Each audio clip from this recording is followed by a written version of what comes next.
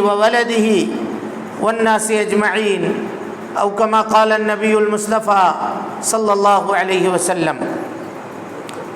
قابل قدر جناب صدر، لائق احترام علماء کرام، ذمہ داران جماعت و جمیعت، دوستوں، بزرگوں اور ساتھیوں، پردہ نشین خواتین اسلام، ہر قسم کی تعریف، حمد و ثنا، کبریائی، پاکیزگی اور بڑائی تمام مخلوقات کی بندگی کا اکیلا مستحق اللہ رب العالمین کے لیے لائق و سزاوار ہے۔ درود و سلام ہو اشرف المخلوقات میں سب سے افضل، قیامت کے دن کے سردار جناب محمد رسول اللہ صلی اللہ علیہ وسلم پر۔ اللہم صلی علی محمد وعلی آل محمد کما صلیت علی ابراہیم وعلی آل ابراہیم انک حمید مجید۔ اللہم بارک علی محمد وعلی آل محمد کما بارکت علی ابراہیم وعلی آل ابراہیم انک حمید مجید۔ حاضرین گرامی، دوستوں، بزرگوں اور ساتھیوں، ایک مقرر کے لیے سب سے سنگین مرحلہ عنوان کے انتخاب کا ہوتا ہے، اور خاص طور پہ جب عنوان مقرر نہ ہو مجلس کے جانب سے تو عنوان کے انتخاب میں بڑی پش و پیش کا سامنا ہوتا ہے۔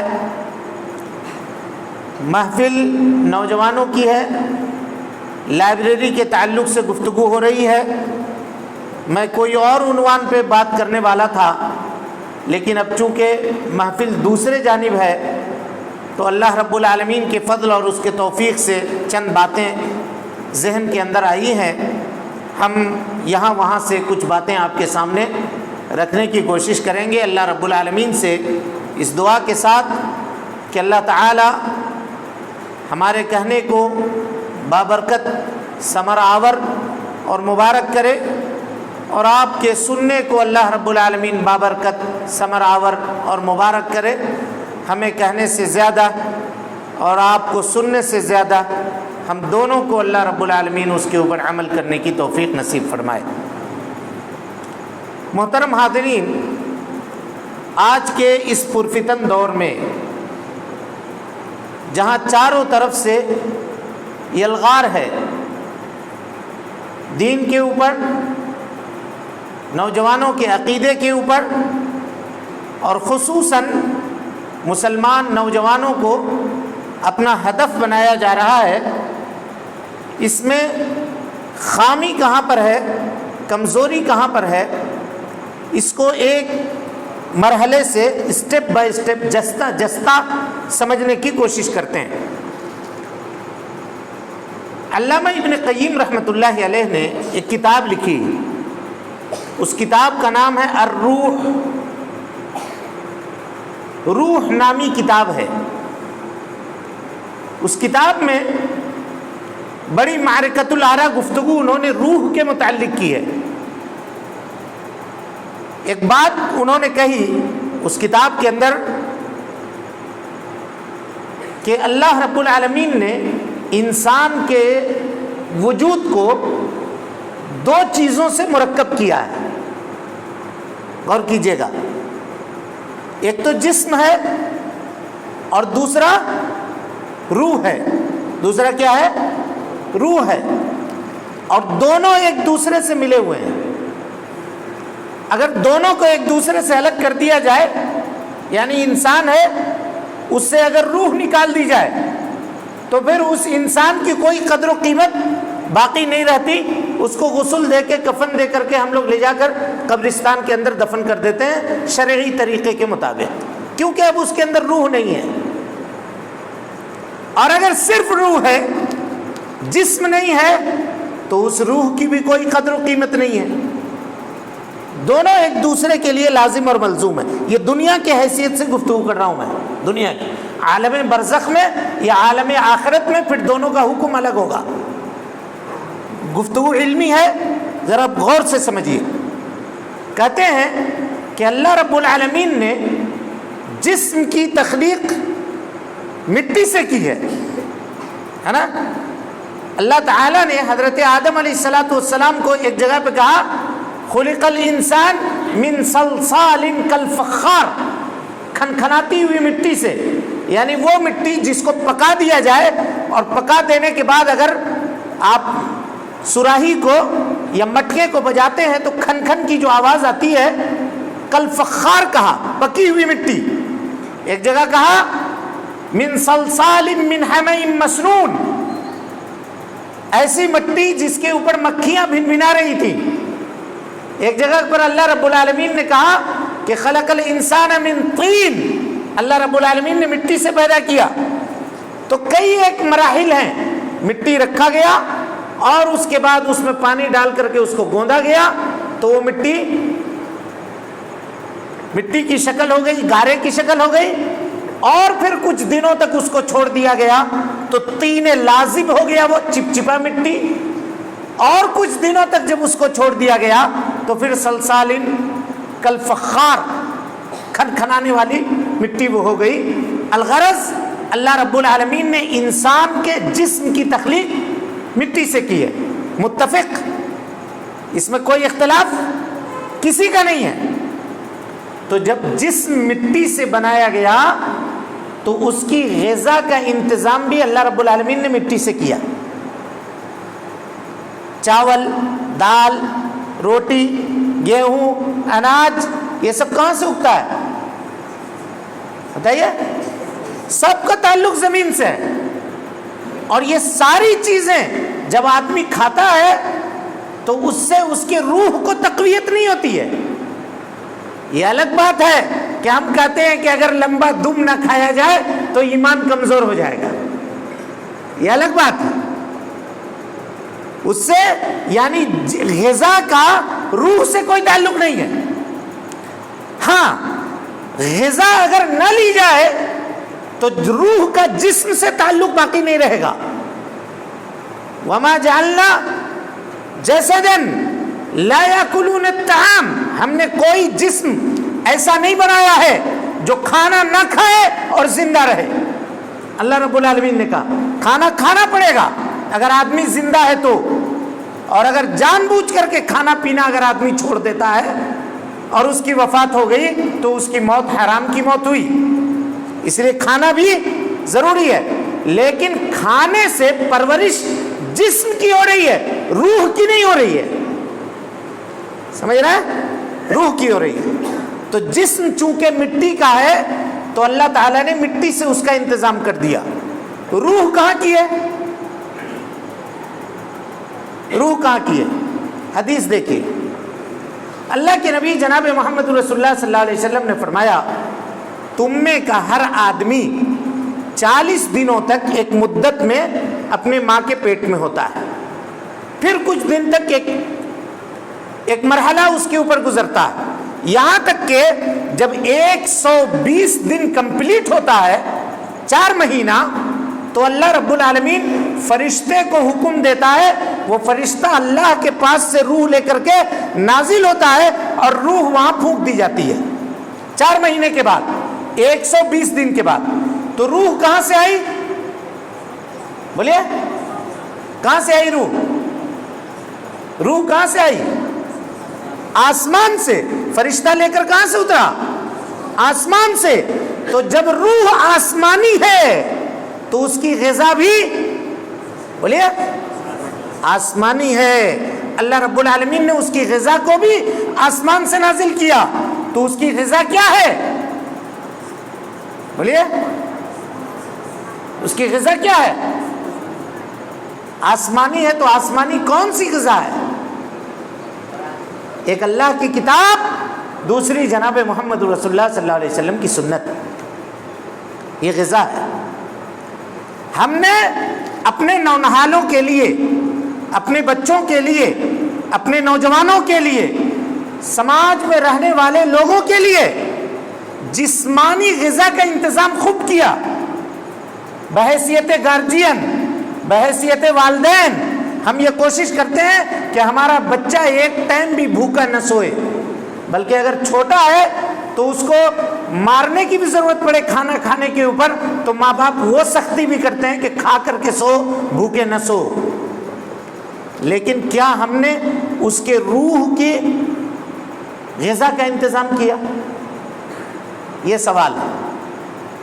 اور جس طرح سے جسم کو بھوک لگتی ہے، اگر اس کو کھانے نہ دیجیے آپ، آدمی بھوک مری کا شکار ہوگا تو کیا کرے گا؟ وہ برائیوں کو انجام دے گا، چوری چکاری کرے گا، ادھر ادھر مال لوٹے گا.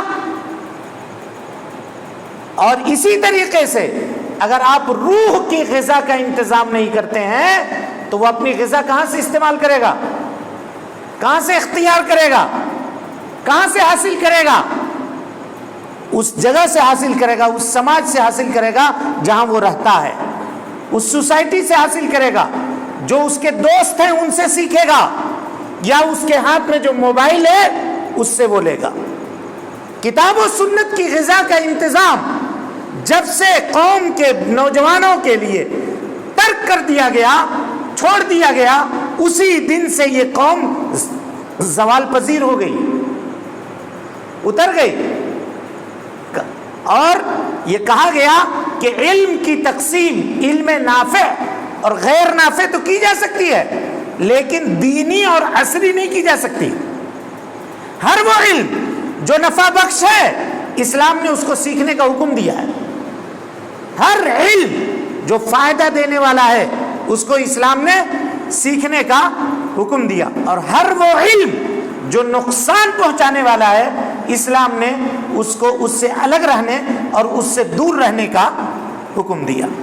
تو میرے بھائیوں، یہ لائبریری جس کو قائم کیا جا رہا ہے، یہ سمجھیے یا جس کو قائم کیا جا چکا ہے اور جس میں کتابوں کی فراہمی کی اپیل آپ حضرات سے کی جا رہی ہے، یہ آپ کے نوجوانوں کے لیے، آپ کے بستی کے نونہالوں کے لیے روحانی غذا کے انتظام کی اپیل آپ سے کی جا رہی ہے. آپ جسمانی غذا دے دیں گے، لیکن اگر روحانی غذا نہیں دیں گے تو ہمارے سماج کے، سوسائٹی کے بچے کہیں بھی اچک لیے جائیں گے اور کہیں بھی ان کا دین ایمان خطرے میں پڑ جائے گا اور یہ آپ کے ہاتھ سے نکل جائیں گے. یہ ایک گفتگو تھی لائبریری کے تعلق سے جو ہم نے آپ کے سامنے رکھی ہے، اور اس کا ایک جیتا جاگتا مثال ہم آپ کے سامنے رکھ رہے ہیں. ہندوستان کے حالات کے تناظر میں ابھی چند دنوں قبل، تقریباً 1 مہینہ قبل، جناب محمد رسول اللہ صلی اللہ علیہ وسلم کے شان میں گستاخی کی گئی. گستاخی کرنے والا کس نظریے سے وہ گستاخی کر رہا تھا یا کر رہی تھی وہ ایک الگ میٹر ہے، لیکن اس کے بعد کا جو رد عمل ہوا اور نوجوانوں نے جو رد عمل ثابت کیا یا بتایا، کیا اسلام کے اندر اس رد عمل کی گنجائش ہے؟ آخر تربیت کہاں کی جائے گی اور کہاں ان کو صحیح دشا اور صحیح دشا دکھایا جائے گا؟ یہ کام روحانی غذا کرے گی. اگر اس سے انسان کا دل خالی ہے تو پھر سمجھیے کہ وہ کنٹرول، ان کا کنٹرول آپ کے ہاتھ میں نہیں ہے، وہ بے لگام ہیں. اور جب بے لگام ہیں تو وہ پھر ایسی بھیڑ ہے جس کو جو جدھر چاہے ادھر موڑ دے اور اس سے آپ کوئی فائدہ حاصل نہیں کر سکتے. اب آپ آئیے، نبی صلی اللہ علیہ وسلم سے محبت، یہ نوجوانوں کی محفل ہے، چونکہ ہم نے کہا تھا کہ جو باتیں جہاں سے ہوگی ہم اس کو یہ کریں گے اور آخر میں ہم نتیجہ اخذ کریں گے. نبی صلی اللہ علیہ وسلم سے محبت یہ ہمارے اور آپ کے ایمان کا جزو ہے، ایک حصہ ہے. صحابہ کرام رضوان اللہ علیہم اجمعین کہتے تھے فدا کا ابی و امی یا رسول اللہ، اے اللہ کے نبی صلی اللہ علیہ وسلم میرے ماں باپ آپ کے اوپر قربان ہوں. تو یہ کوئی ایسے ہی جملہ نہیں تھا جو زبان سے کہہ دیا بس ہو گیا، ایسا جملہ نہیں تھا. اگر یہ وہ کہتے تھے تو انہوں نے یہ کر کے بھی دکھایا. حضرت ابو طلحہ ہیں، احد کا میدان ہے، غور کیجئے گا، نبی صلی اللہ علیہ وسلم کے اوپر لوگ ٹوٹے پڑ رہے ہیں کہ کسی طریقے سے آپ صلی اللہ علیہ وسلم کو ختم کیا جائے، نعوذ باللہ من ذالک، اور آپ صلی اللہ علیہ وسلم کے اوپر وار کیا جائے۔ حضرت ابو طلحہ نبی صلی اللہ علیہ وسلم کو اپنے پیچھے لے کر کے کھڑے ہیں، میدان جنگ کا حال دیکھنے کے لیے کبھی کبھی اللہ کے نبی صلی اللہ علیہ وسلم اپنی گردن اٹھا کر کے دیکھ رہے ہیں، حضرت ابو طلحہ کے کندھے سے اوپر ہو کر کے دیکھ رہے ہیں۔ حضرت ابو طلحہ کہتے ہیں اللہ کے نبی صلی اللہ علیہ وسلم آپ پیچھے ہو جائیے، سر مت دکھائیے، نہری دون نہری کا یا رسول اللہ، اے اللہ کے نبی صلی اللہ علیہ وسلم میرا سینہ آپ کے سینے کے سامنے ہے، جو تیر، جو تلوار، جو ضرب لگے گی وہ پہلے میرے سینے کو لگے گی، اس کے بعد آپ کے سینے کو لگے گی۔ یہ صحابہ کرام نے کر کے دکھایا، یہ محبت ہے۔ اور کیوں ہے؟ اس لیے ہے کہ اللہ رب العالمین نے ہماری اور آپ کی ہدایت کا انتظام جناب محمد رسول اللہ صلی اللہ علیہ وسلم کے ذریعے کیا۔ اگر نبی صلی اللہ علیہ وسلم نہ ہوتے اور اللہ رب العالمین آپ صلی اللہ علیہ وسلم کو نہ بھیجتا تو آج ہم بھی کسی کے سامنے جھک رہے ہوتے اور کسی اور کی عبادت کر رہے ہوتے۔ توحید کی یہ دولت، توحید کی یہ نعمت جو ہمیں اور آپ کو ملی ہے، یہ جناب محمد رسول اللہ صلی اللہ علیہ وسلم کے توسط سے ملی ہے، یہ محبت ہے، اور ہمارا نبی صلی اللہ علیہ وسلم سے جذباتی رشتہ ہے۔ یہ جذباتی رشتہ دنیا نہیں سمجھتی ہے، دنیا نہیں سمجھتی ہے، کیونکہ دنیا یہ دیکھتی ہے کہ بڑی تعداد ہے عیسائیوں کی، حضرت عیسیٰ کے ماننے والوں کی، لیکن آپ حضرت عیسیٰ علیہ الصلوۃ والسلام کے بارے میں کچھ بھی کہہ دیجئے، کسی عیسائی کو کوئی فرق نہیں پڑتا، کوئی فرق نہیں پڑتا۔ پوری آدھی دنیا کے اوپر حکومت کرنے والے یہودی ہیں، آپ حضرت موسیٰ علیہ الصلوۃ والسلام کے لیے کچھ کہہ دیجئے، کسی یہودی کو کوئی فرق نہیں پڑتا، کیونکہ انہوں نے اپنے نبی سے وہ تعلیمات نہیں لی ہیں جو تعلیمات نبی لے کر کے آئے تھے، وہ تعلیمات ہم نے لی ہیں۔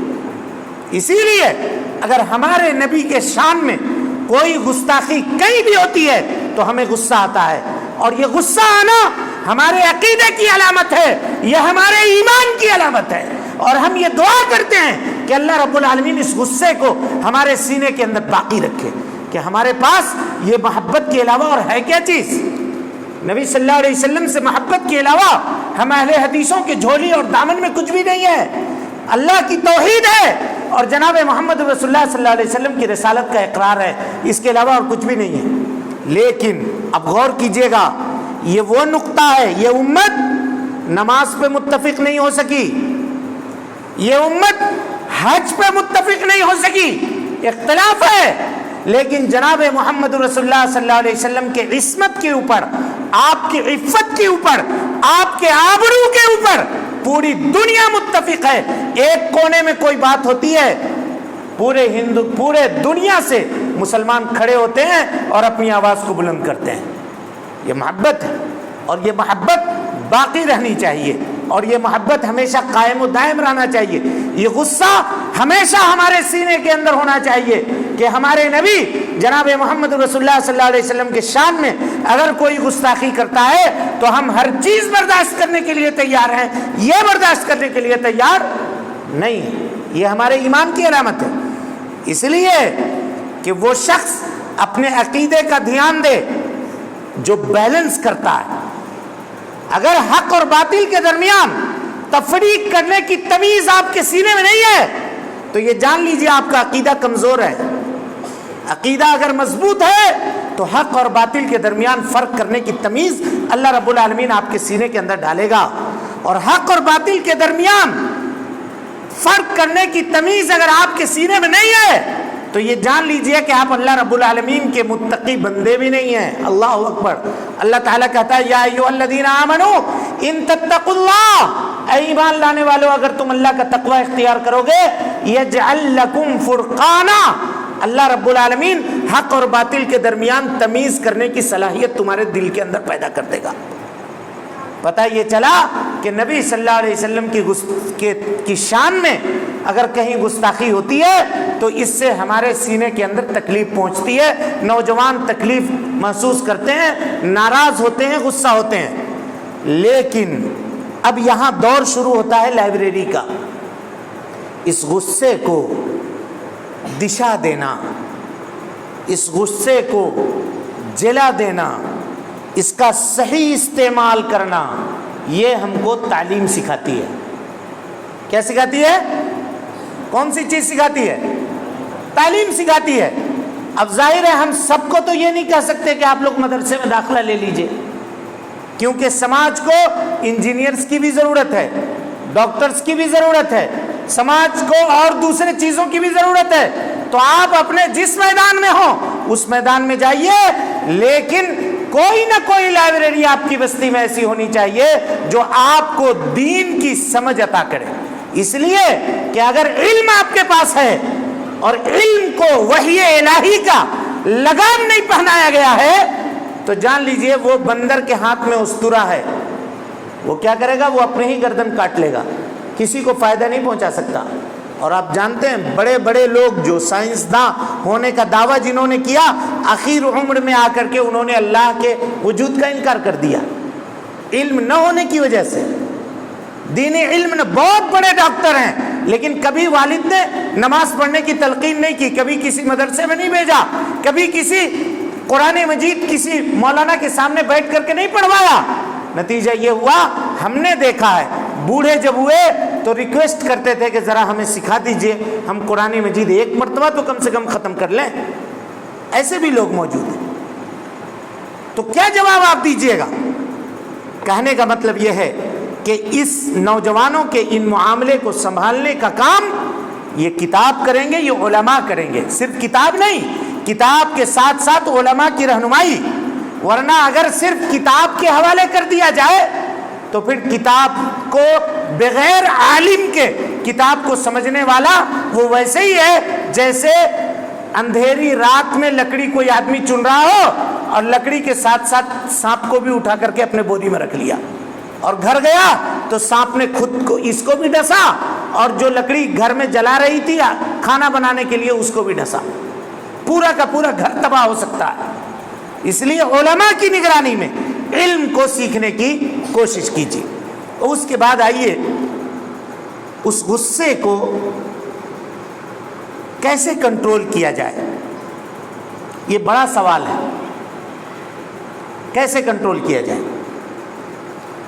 اس کو جاننے کے لیے ہم کو نبی صلی اللہ علیہ وسلم کے دور میں لوٹنا پڑے گا۔ کیا اللہ کے نبی صلی اللہ علیہ وسلم کے زمانے میں اس طرح کا کوئی معاملہ پیش آیا تھا؟ تو ہاں، مشرکین جناب محمد رسول اللہ صلی اللہ علیہ وسلم کو تنگ کرنے، آپ کو ایذا پہنچانے، آپ کو تکلیف دینے کا کوئی معاملہ ہاتھ سے نہیں جانے دیتے تھے، کوئی وقت بھی ہاتھ سے جانے نہیں دیتے تھے۔ اللہ کے نبی صلی اللہ علیہ وسلم کو اللہ رب العالمین نے اس معاملے سے نپٹنے کا کیا طریقہ بتلایا؟ کہا فاصدع بما تؤمر، اے اللہ کے نبی صلی اللہ علیہ وسلم، آپ کو جس بات کا حکم دیا گیا ہے آپ ڈٹ کر کے لوگوں کے سامنے پہنچائیے۔ وَأَعْرِضْ عَنِ الْمُشْرِكِينَ، اور مشرکوں سے اعراض کیجئے، ان سے روگردانی کیجئے۔ اِنَّا كَفَيْنَاكَ الْمُسْتَهْزِئِينَ، اور اے اللہ کے نبی صلی اللہ علیہ وسلم، ہم آپ کے ساتھ ٹھٹھا کرنے والے، مذاق کرنے والے لوگوں کے لیے ہم آپ کی طرف سے کافی ہیں۔ اور اللہ تعالیٰ کس طرح سے کافی ہے اس کی مثالیں ہم اپنی نگاہوں کے سامنے دیکھتے ہیں۔ 1 سال پہلے کی بات ہے، فرانس کا وہ آدمی جس نے اللہ کے نبی جناب محمد رسول اللہ صلی اللہ علیہ وسلم کی کارٹون بنائی تھی، کار سے اس کا ایکسیڈنٹ ہوا، اس کی راکھ تک لوگوں کو نہ ملی، اس طرح سے وہ کار کے اندر جل بھون کر کے ختم ہو گیا۔ اِنَّا كَفَيْنَاكَ الْمُسْتَهْزِئِينَ، اللہ رب العالمین کا یہ وعدہ نبی صلی اللہ علیہ وسلم کی زندگی میں بھی تھا اور آپ کے دنیا سے رخصت ہونے کے بعد بھی ہے۔ اللہ رب العالمین آپ سے مذاق اور ٹھٹھا کرنے والے لوگوں سے کافی ہے۔ مامون رشید کے زمانے میں ایک پادری نے اللہ کے نبی جناب محمد رسول اللہ صلی اللہ علیہ وسلم کو برا بھلا کہا. سامنے میں ایک شکاری کتا بندھا ہوا تھا. وہ کتا یہ سن کر کے اچھلنے لگا. وہاں جو لوگ موجود تھے ان لوگوں نے یہ کہا کہ دیکھو تم نے نبی صلی اللہ علیہ وسلم کی شان میں گستاخی کی ہے, یہ اس جانور کو بھی ناپسند ہے. اس پادری نے کہا کہ نہیں, میں اجنبی ہوں, نیا آدمی ہوں, اس لیے مجھے دیکھ کر کے یہ اچھل رہا ہے. یہ کہا کر کے اس نے ایک اور لفظ کہہ دی. اتنے میں کتا رسی توڑا کر کے سیدھے اس کی گردن کے اوپر بھاگا اور اس کی نلی کھول کر کے رکھ دی, مار دیا اس کو. انا کفیناک المستہزئین. اللہ رب العالمین نے کہا کہ ٹھٹھا کرنے والے, مذاق کرنے والوں سے اے اللہ کے نبی صلی اللہ علیہ وسلم ہم کافی ہیں.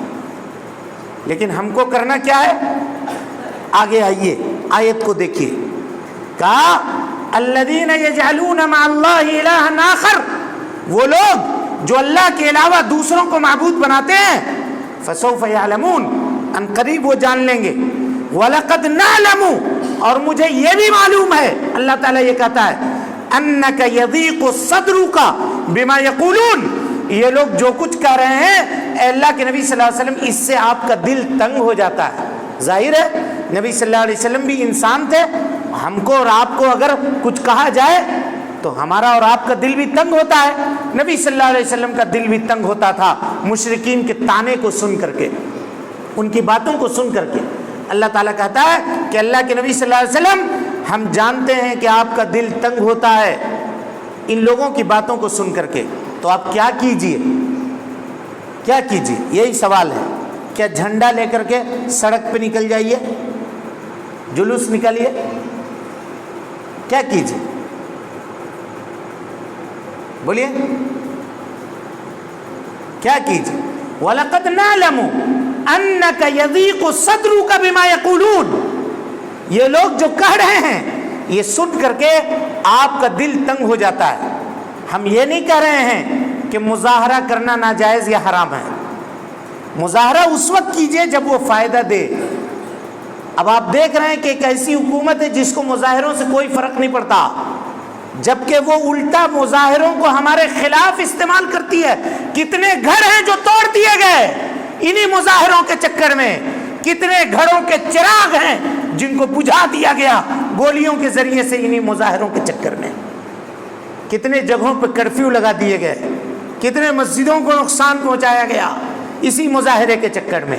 مصلحت کو ناپیے, علماء کے سامنے اپنے زانو تلمس کو طے کیجئے, کون سی چیز میں فائدہ ہے, کون سی چیز میں نقصان ہے, یہ علماء بتائیں گے. مصلحت کو کا موازنہ کیجئے اور موازنہ کرنے کے بعد فیصلہ کیجئے. اللہ نے کیا فیصلہ کیا ہے گستاخی کرنے والوں کے خلاف, وہ سنیے. اللہ تعالیٰ نے نبی کو کیا کہا؟ کہا اللہ کے نبی یہ لوگ آپ کی توہین کرتے ہیں, کوئی مظاہرہ کرنے کی ضرورت نہیں ہے, کوئی خانہ کعبہ میں پوسٹر لکھ کے لٹکانے کی ضرورت نہیں ہے. وی وانٹ جسٹس, یہ کرنے کی ضرورت نہیں ہے. کیا کرنے کی ضرورت ہے؟ کا فسبح بحمد ربک, اپنے رب کی تعریف بیان کیجئے, اس کی حمد و ثنا کیجئے. اللہ اکبر. فسبح بحمد ربک, اپنے رب کی تعریف بیان کیجئے, اس کی حمد و ثنا کیجئے. وَقُم مِّنَ السَّاجِدِينَ, اور نماز پڑھیے. جمعہ کے دن مظاہرہ کرنے والے لوگ جمعہ پڑھ کے جھنڈا لے کے نکلتے ہیں اور عصر کی نماز میں مسجد سے غائب. یہ نبی سے محبت ہے؟ بولیے بھائی, بولیے یہ نبی سے محبت ہے؟ جھنڈا لے کر کے سڑک پہ نکل کر کے آواز لگا دینا, یہ جناب محمد رسول اللہ صلی اللہ علیہ وسلم سے محبت کی دلیل نہیں ہے. نبی صلی اللہ علیہ وسلم کی گستاخی کی گئی. اللہ تعالیٰ کہہ رہا ہے کچھ کرنے کی ضرورت آپ کو نہیں ہے. آپ تسبیح کیجئے, سبحان اللہ کہیے, الحمدللہ کہیے, لا الہ الا اللہ کہیے, واللہ اکبر کہیے اور نماز پڑھیے. بس.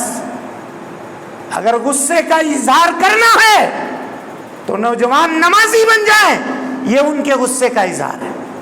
کہیں کہ تم نے ہمارے نبی کی گستاخی کی ہے, آج کے بعد ہم ایک وقت کی نماز بھی نہیں چھوڑیں گے. یہ ہمارے نبی سے محبت کی دلیل ہے. یہ غصے کو دشا دینا ہے. یہ دشا کون دے گا؟ آج کل لوگ بھڑکاؤ بھاشن دیتے ہیں, جذباتی بیان دے کر کے نوجوانوں کو اکٹھا کر دیا جاتا ہے. اور لکھنے والے نے لکھا ہے کہ اگر 100 آدمی 35 سال سے لے کر کے 40 سال کے 100 آدمی کو اگر آپ اکٹھا کر لیں ایک جگہ پہ تو ان کی عقل ایک 5 سال کے بچے کی ہوتی ہے. یعنی ایک 5 سال کا بچہ جو بیہیویئر کرے گا وہ 35 سال سے 40 سال کی عمر والے 100 لوگ اگر ایک جگہ جمع ہو جائیں اور اکٹھا ہو جائیں، بھیڑ جس کو کہا جاتا ہے، وہ بھیڑ وہی برتاؤ کرے گی جو 5 سال کا بچہ کرتا ہے. بھیڑ جمع کر کے، اور بھیڑ پھر کسی کے کنٹرول میں ہوتی نہیں ہے، اس لیے کہ اس کا آئی کیو لیول بہت کم ہوتا ہے، اس کے سوچنے اور سمجھنے کی صلاحیت بہت کمزور ہوتی ہے. نتیجہ یہ ہوتا ہے کہ وہ کسی کے کنٹرول میں، آپ چاہتے کچھ اور ہیں، ہو کچھ اور جاتا ہے. نقصان، فائدہ حاصل ہونے کے چکر میں آپ کو، فائدہ حاصل کرنے کے چکر میں آپ کو نقصان کے علاوہ کچھ بھی نہیں ملتا. تو کرنا کیا چاہیے نوجوانوں کو؟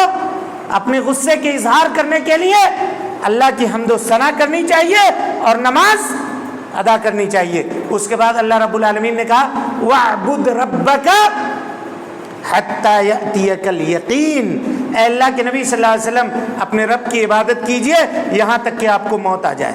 چھوڑیے ان کو، یہ جو آپ کا مذاق اڑا رہے ہیں، آپ کا ٹھٹھا کر رہے ہیں، ان کو چھوڑیے. اب اس کے بعد ایک دوسری آیت دیکھیے.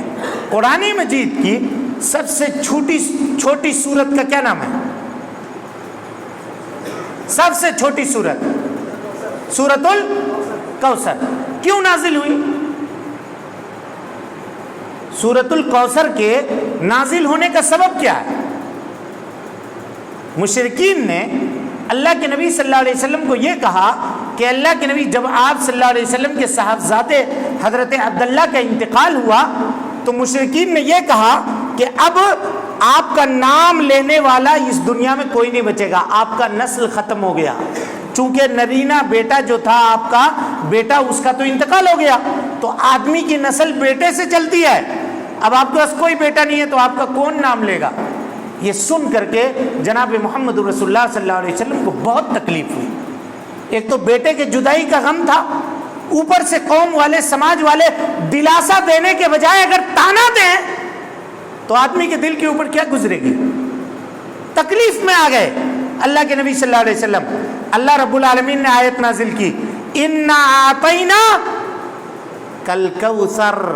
اے اللہ کے نبی صلی اللہ علیہ وسلم، ہم نے آپ کو حوض کوثر دیا ہے، خیر کثیر دیا ہے.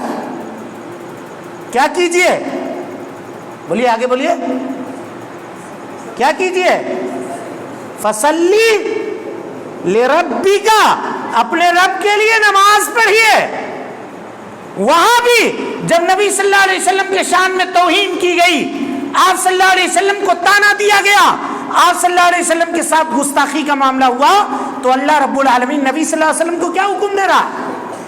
فصلی، اللہ کے نبی صلی اللہ علیہ وسلم نماز ادا کیجئے، لربک، اپنے رب کے لیے، وانحر، اور کیا کیجئے؟ قربانی کیجئے. اور کیا کیجئے؟ قربانی کیجئے. ان شانیک، آپ ہی کا مقام بلند ہے، هو الابتر، وہ جو آپ کا دشمن ہے وہی نامراد ہے، اس کا نام لینے والا دنیا میں کوئی نہیں بچے گا. آپ کا نام لینے والا ہم قیامت تک باقی رکھیں گے. قیامت اس وقت تک قائم نہیں ہوگی جب تک روئے زمین پہ اللہ اللہ کرنے والا ایک آدمی بھی باقی ہوگا، تب تک قیامت قائم نہیں ہوگی. پتہ کیا چلا کہ اگر نبی صلی اللہ علیہ وسلم کی گستاخی کسی نے کی ہے اور ہم کو اگر غصہ ہے تو نوجوانوں کے لیے سب سے اولین ذمہ داری ہے کہ وہ نمازی بن جائیں، مسجدوں سے لگ جائیں. کیا ہم مسجد سے لگے؟ ہم چاہتے ہیں کہ صرف واٹس ایپ کے اوپر لائک کر کے 2 شیئر کر کے نبی صلی اللہ علیہ وسلم سے محبت کا اظہار کر لیں گے اور آپ صلی اللہ علیہ وسلم سے محبت کا حق ادا ہو جائے گا؟ انگلی کٹا کر کے ہم چاہتے ہیں کہ شہیدوں میں اپنا نام لکھوا لے؟ ایسا نہیں ہے. نبی صلی اللہ علیہ وسلم کی محبت کا ثبوت دینا پڑے گا تو یہ کرنا پڑے گا، سب سے پہلے شریعت کو اپنی زندگی کے اندر نافذ کرنی پڑے گی، سب سے پہلے نمازی بننا پڑے گا.